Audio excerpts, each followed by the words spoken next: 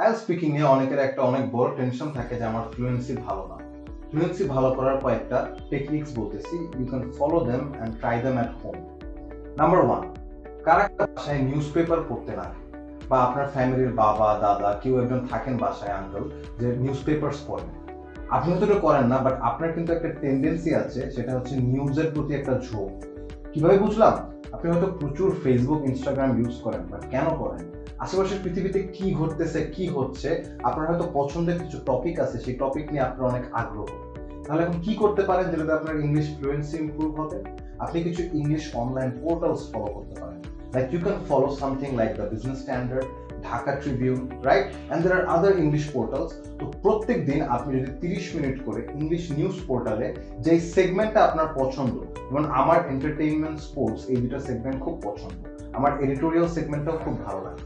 তো এখন আপনার যদি ইন্টারন্যাশনাল সেগমেন্ট ভালো লাগে, লোকাল সেগমেন্ট ভালো লাগে, স্পোর্টস সেগমেন্ট ভালো লাগে, যেটাই আপনার ভালো লাগে সেটাই প্রত্যেক দিন 30 মিনিট করে একটা অনলাইন নিউজ পোর্টাল যেটা ইংলিশে, সেখানে পড়তে পারেন। যেটা হবে অনেক নতুন ওয়ার্ডস, বিকজ আপনি সিচুয়েশন এবং সার্কামস্ট্যান্সের সঙ্গে মিলাতে পারবেন, আপনার সাথে গেঁথে যাবে, এবং এই মাসল মেমোরিটা আপনার পরে কথা বলার সময় কিংবা লেখার সময়, যেটাকে আমরা ইংলিশ প্রফিসিয়েন্সি বলে, ওইটা বাড়াতে হেল্প করবে। আরো কিছু টেকনিকের কথা বলি যদি আপনার হেল্প হয়। ধরেন আমাদের মধ্যে অনেকেই আছেন যারা সামনাসামনি কারো কথা বলতে যে অনেক ভয় পাই বা লজ্জা পাই বা ফাম্বল করি, এটাকে ইংলিশে বলে ফাম্বলিং কমপ্লেক্স। ফাম্বলিং কমপ্লেক্স ঠিক করার একটা টেকনিক এমন হতে পারে যে আপনার হয়তো কিছু পছন্দের টপিকস আছে, কিছু পছন্দের মানুষ আছে, বা কিছু পছন্দের দল আছে। যেরকম আমি দেখেন এফসি বার্সেলোনার একটা জার্সি পরে আছি, কারণ বার্সেলোনা আমার ফেভারিট ক্লাব। সাপোজ আপনার হয়তো কোনো একটা ফেভারিট স্পোর্টস টিম আছে, সো সেই স্পোর্টস টিমের অনেক প্লেয়ার্স যাদেরকে আপনার পছন্দ। এখন যদি আপনি সেই স্পোর্টস টিমকে নিয়ে ঘরে বসে টাইম ম্যানেজ করে একটা স্ক্রিপ্টের মতো বানাতে পারেন, যদি কোথাও আপনাকে দাঁড়িয়ে আপনি আপনার স্পোর্টস টিম বা ফেভারিট প্লেয়ারকে কত ভালোবাসেন সেটা বলতে বলা হয়, তাহলে আপনি কি বলবেন?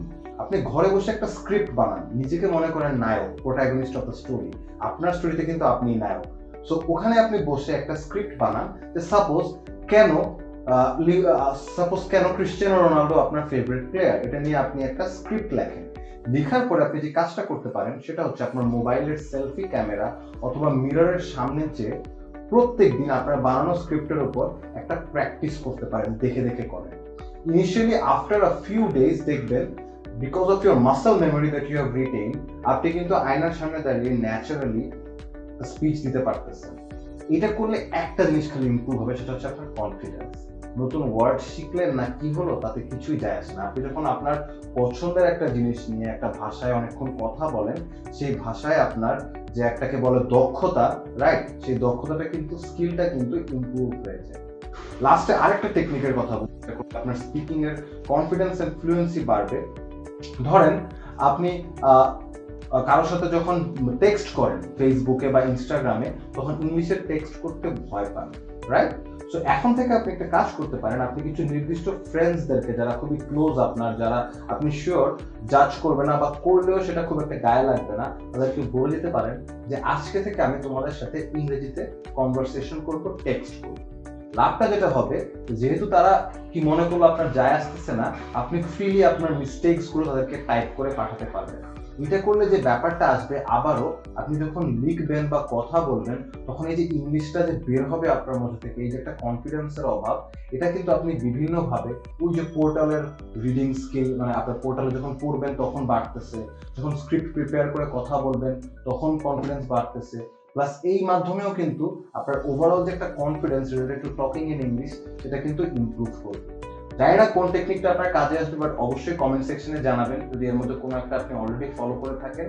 এন্ড আমাদের ইউটিউবে কিন্তু আনলিমিটেড রিসোর্সেস আছে on IELTS and English. So আপনি যদি সেলফ প্রিপারেশনের প্রতি আপনার ঝোঁক থাকে যে নিজেই ঘরে বসে আইএলটিএস এর প্রিপারেশন নিব, তাহলে আমাদের এই ইউটিউব চ্যানেলের ভিডিওস এন্ড প্লেলিস্টগুলো আপনার জন্য অত্যন্ত উপকারী হতে পারে। তো ভালো থাকবেন, আসসালামু আলাইকুম।